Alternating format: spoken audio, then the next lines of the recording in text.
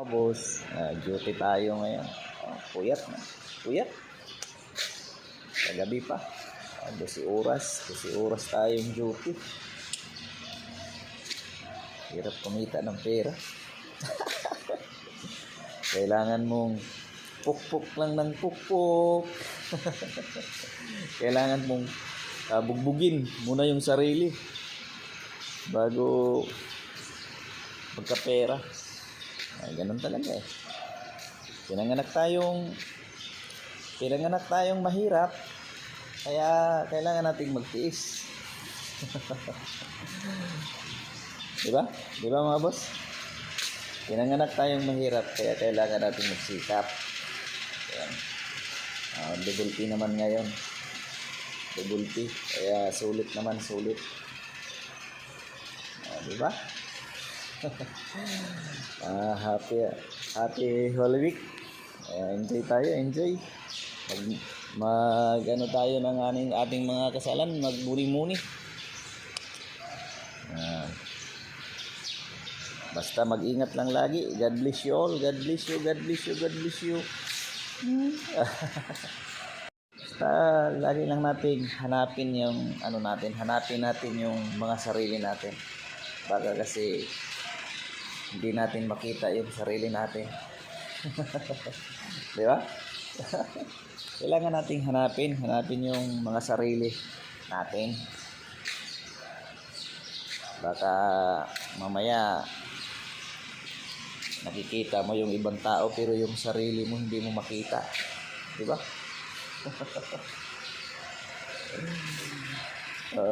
Huwag kang tumingin, huwag tayong tumingin, basta na lang tumingin sa ibang tao. Tingnan muna natin yung mga sarili natin. Ganun ako, ganun. Hindi ko pinaiinggitan ang sino man. Basta ako tinitingnan ko yung sarili ko, yung kakayahan ko lang. Kung hanggang saan lang yung maibigay ng sarili ko, yun lang. Hanggang doon lang tayo. Huwag tayong mapagod mangarap. Kasi wala namang bayad mangarap. Diba? Itong trabaho, ano na lang to eh.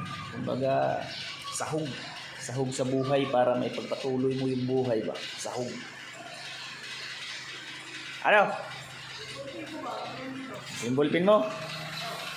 Gayahin natin si Rendon. Tingnan nyo si Rendon.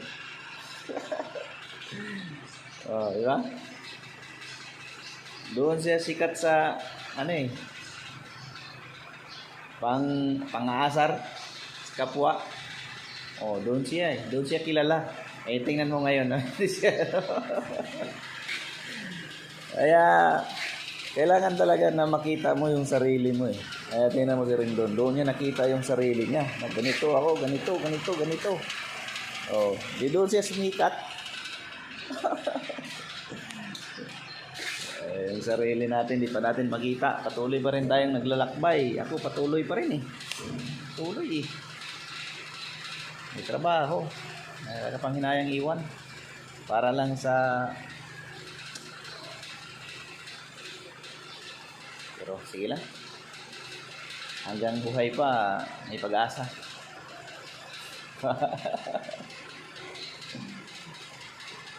Talaga, buhay ng gwardiya. Puyat. Para rin kaming abroad. 12 oras ang naka-duty. Tapos pagdating ng bahay, yung tulog mo, minsan 3 oras.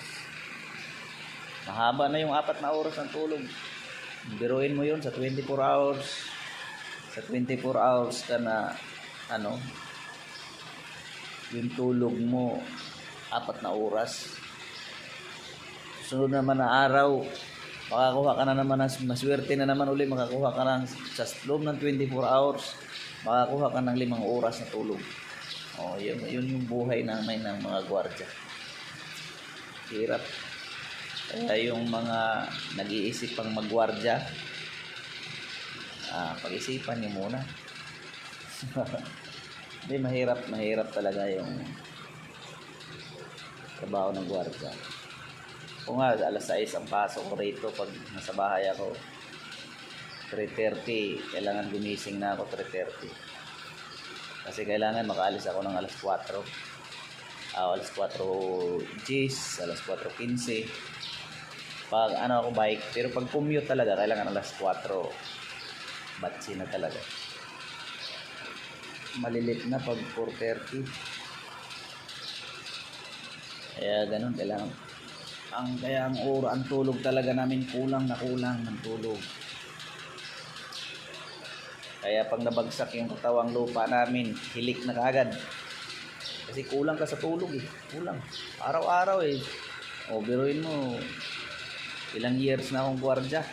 Kulang na sa tulog lagi. Kulang. Mahaba, maswerte na nga pag nakakuha ka ng 8 hours na tulog. Maswerte na yan. Bihira mangyari.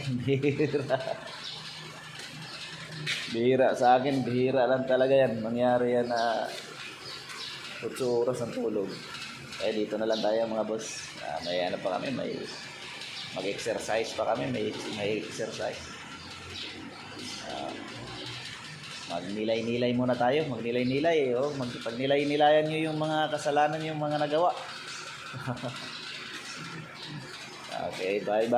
Ingat, God bless you all.